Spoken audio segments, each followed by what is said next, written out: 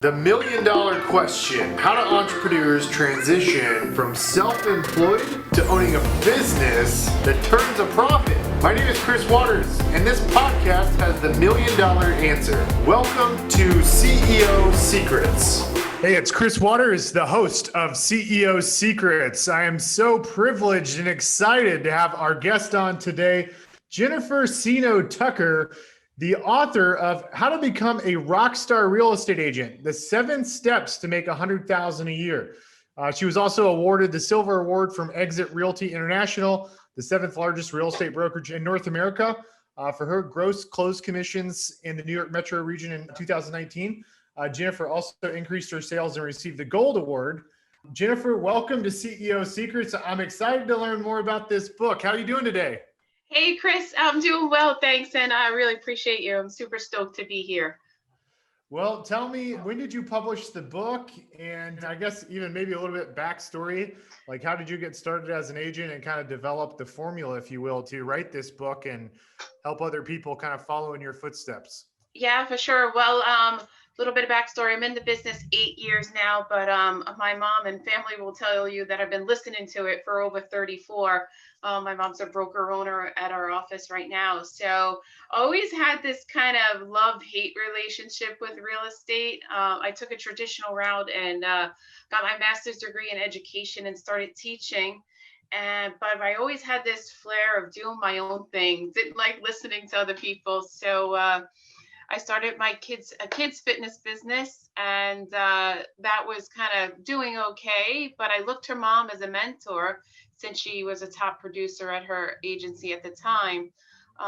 She literally took a lead on a piece of paper that her secretary brought in, crumbled it up, and then threw it in the trash. And I'm like, I have time to work real estate, and that was really my first step and got my feet wet, enrolled in the course right away.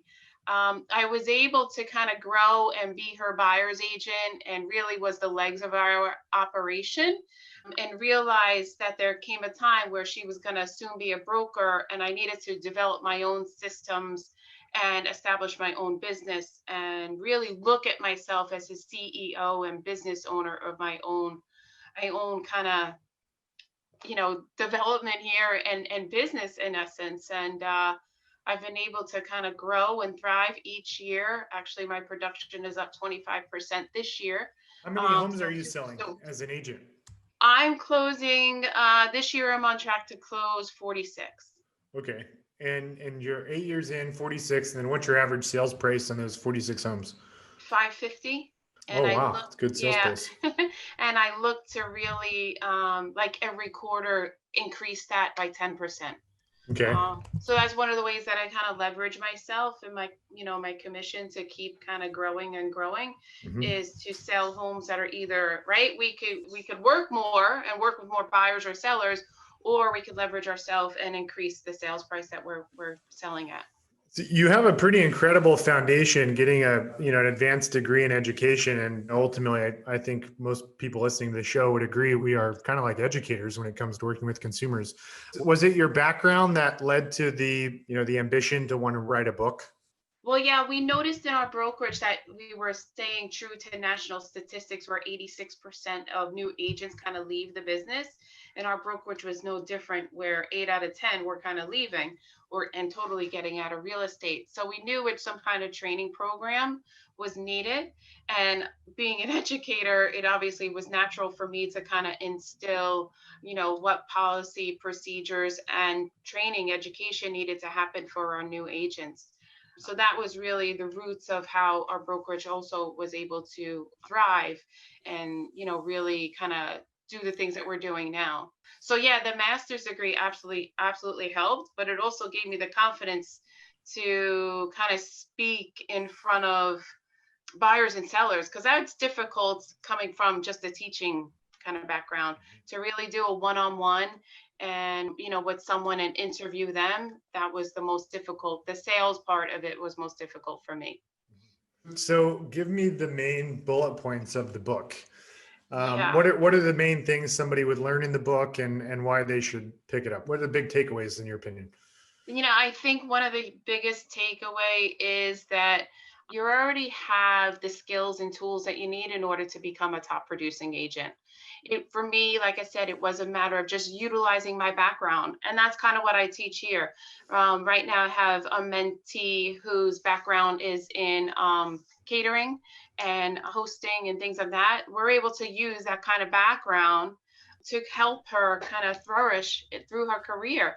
She's not changing who she is. That would be one of the biggest takeaway. Utilize who you are and just go with it. Got it. So be authentic to yourself. Absolutely, for sure. I mean, we can be a chameleon when we're speaking in front of buyers and sellers, and I absolutely encourage that, especially preaching from this DISC personality profile. I really have honed that skill to change my personality. I'm a big dominant kind of cautious person in a D&C personality profiling, and I come across a lot of I and S people, and it becomes a challenge for me, but I've learned to adapt myself to be comfortable so that they're comfortable in front of me as their agent. Mhm. Where are you currently in reinvesting? You mentioned earlier reinvesting commission dollars to keep growing your business quarter over quarter. Where are you investing from a marketing lead generation perspective to find new clients? Yeah, that's a good question. I'm a little bit of a hybrid of old school and new school. I still do a little bit of paper and farming, and I love cold calling. That's kind of my thing. Right now, through the pandemic in New York, we're still not able to do that here, as we're on an executive order still, and that's going to hold until November, they're telling us. So my cold calling has absolutely been put on halt. But what I just done is move some marketing money into farming an area with postcards and letters and just keeping myself in front of those people. I just farm about a 500 area homes. And the other thing that I really do is an email campaign. I mean, it seems so simple, but I think a lot of people are missing out. And of course, my hybrid comes in with social media. It's not my favorite thing to do, but I know everyone's doing it out there. So just putting ads out and about my just listed, just sold kind of properties is working for me at this time. When you were doing outbound prospecting, what kind of lead list were you calling? Oh, what kind of lead list was I calling? I always teach about, your top 50. Those people within your network are really the people that I was calling and staying in contact with. Networking was also huge for me. Joining a BNI or BNG, those kind of groups really helped me stay close and receive a lot of referrals. So investing in yourself that way really has definitely catapulted me, through my business. Do you think you're going to follow in your mom's footsteps and have a brokerage at some point in the future? There's some talk of that, of what we really want to do, but absolutely. I mean, the thing that we struggle with today, and even in independent brokerages, is typically the broker is also a producing broker, and it's one of the things that her and I kind of go back and forth with how are we going to shift our model to be so that the broker is just a broker. Otherwise it becomes very competitive amongst agents, and we're working on some things now to get that in place, to make sure that our agents are successful, because it's really about them and not us. You've been in the industry 8 years now. It's changed immensely just in the Yeah. past 8 years. Yeah.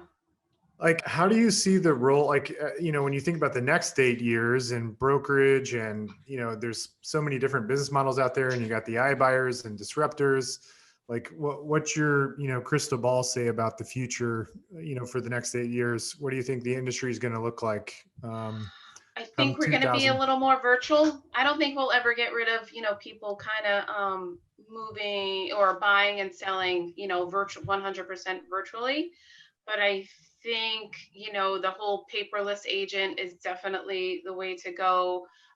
Meeting with clients through, Zoom or some kind of meetup room is definitely a way to go. I mean, I just shifted through the pandemic, and that's ultimately what I've done. And now I'm still doing it at this time. The information is so online, on the internet regarding home values, that it's up to the agent now to really provide a lot of value to their buyers and sellers. because they have it out there, right? It's 100% accessible. I mean, at this time, we don't even have to give a CMA. Zillow is doing it for us, and they're getting better and better each day. So, as a broker, I think we need to show our agents where their value proposition lies. If that's going to change, I think that's where we're most going to change. Are you familiar with the iBuyers? We don't have a lot of that here in Mhm. New York, but yes, a little bit, not too much. So I'm just a hypothetical question. So like, they're undoubtedly disrupting the markets they are in. Sure. And, consumers are getting offers from iBuyers, and these are not, prices that you would expect from a house flipper. They're paying full market value minus a convenience fee. And, the convenience fee in markets like Phoenix and Atlanta, the convenience fee is only 5%, which is less than, the typical like brokerage fees. So in the years to come, as the value proposition between the agent and the consumer gets diminished because of iBuyers and more efficiencies and liquidity in the market, how do you think the top producing agent will compete with iBuyers and then the really successful real estate teams out there that have enough revenue to come up with some strong value propositions? How does the top producing agent compete when you've got that much competition and disruption happening? I mean, we kind of see a little bit of that. I mean, I wouldn't say iBuyers, but there's a plethora of agents, right? You look to your left and to your right of you, and everyone's an agent, or everyone at least knows someone who is an agent. So I want to say that I think we, as top agents and brokerages teams, really, I think, just give that education, like we've been talking about. Is really about informing the buyer or the customer about what we provide. I mean, in New York here, we deal a lot with attorneys, so already our value proposition compared to the rest of the country is a little bit diminished, right? I think we're going to see a little bit of shift in providing value as buyers agents, which we don't typically do here in the metro New York area either. And that's kind of the change that I really see happening here in just my local market. I mean, I can't really speak for the rest of the area, but I think providing that value and service, really one of the things that I did do during COVID was really increase the amount of service I give regarding my commission structure and how that works out. So I offer a 4, 5, and 6% commission structure, and that really is dependent upon what kind of services I provide for each of those scenarios. Got it. Exit Realty, that's who you're associated with, right? Yes. And they're owned by, is it Realogy? Is that who owns Exit No, Realty? we're not a Realogy. Okay. No.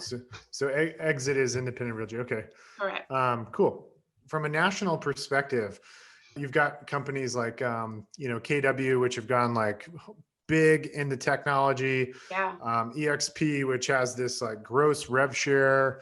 It's what is it? Open Door is now hiring real estate agents as employees, Mm-hmm. and you got Compass in the New York market that's really big. Exit's been around for a couple decades now, right? I mean, that's About 20, I think we're around 22 years we just celebrated. Yeah. So a little over 2 decades. Like, what is Exit doing to compete with and try to add additional value to real estate agents to keep agents in its network credible and to help differentiate them from the competition?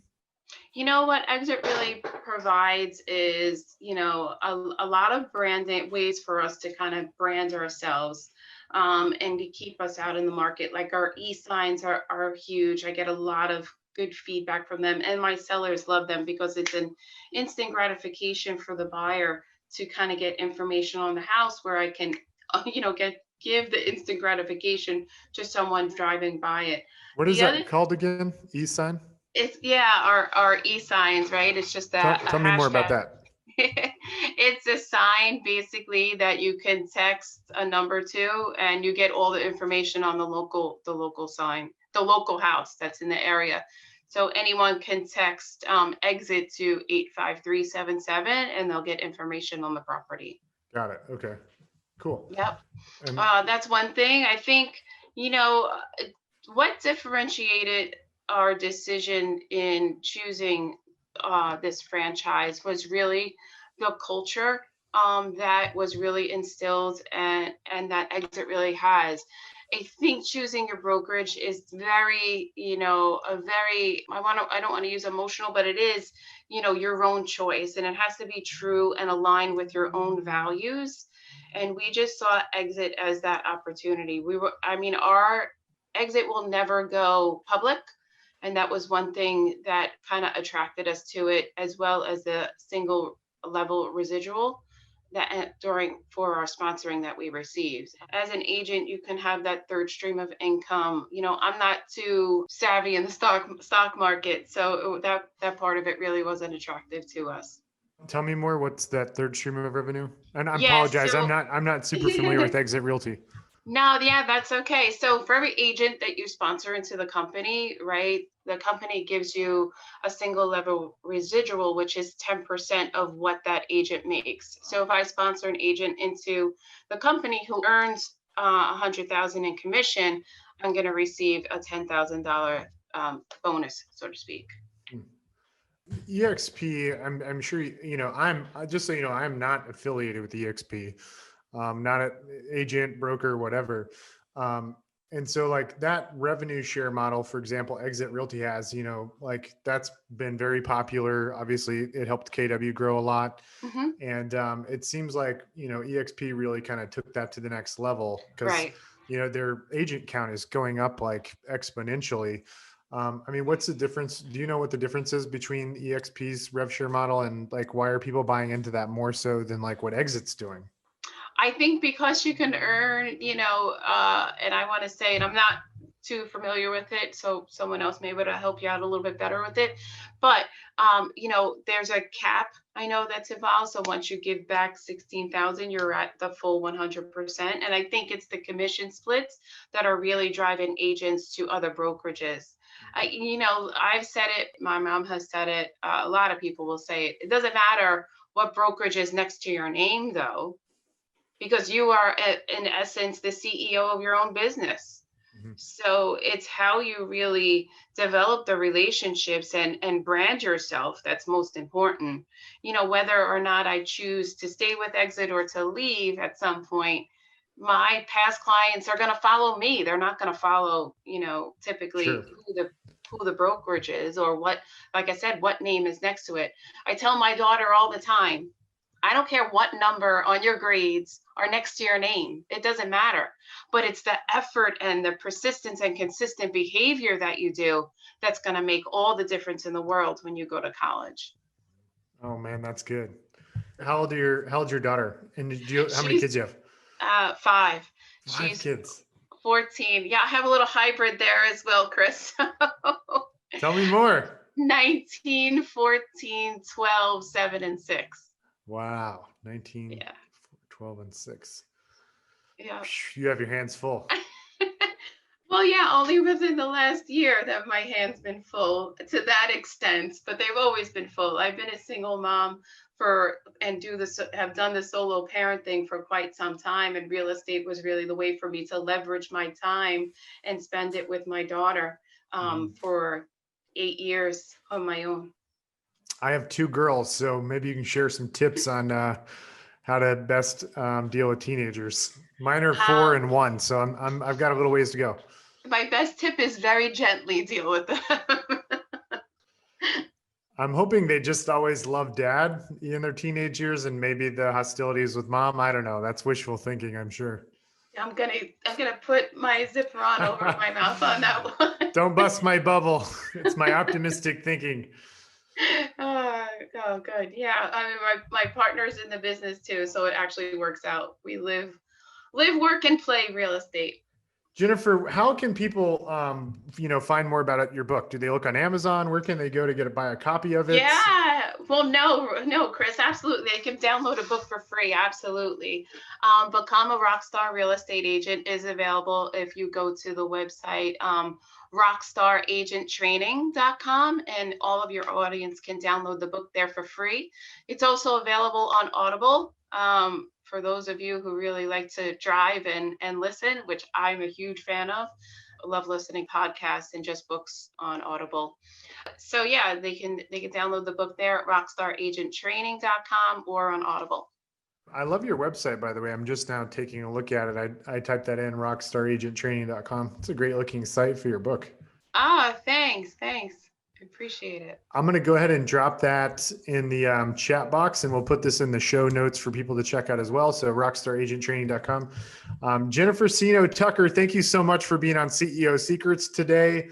It's no wonder you're an amazing rockstar agent yourself. I can just hear the values you're teaching your kids, and you probably pass on to your mentees. And I hope we can connect again at maybe when COVID is over, at like a future event or something. I recall seeing a lot of the lanyards at an Inman event in New York City with the Exit, thing on there.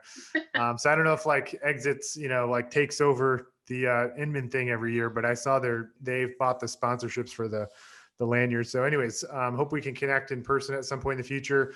I'm looking forward to reading a copy of your book. And for anybody listening, if this is your first time tuning in, be sure to hit that subscribe button, whether you're on YouTube or on iTunes, and be sure to check out rockstaragenttraining.com, where you can download a free copy of Jennifer Seeno Tucker's book, Become a Rockstar Real Estate Agent, and 7 Steps to Make $100,000 a Year. Jennifer, again, thank you so much for being on the show. Oh, Chris, thank you. It was my pleasure. If there's anything I can do to help your audience, they know how to reach out to me. Great. Thanks, Jennifer. You bet.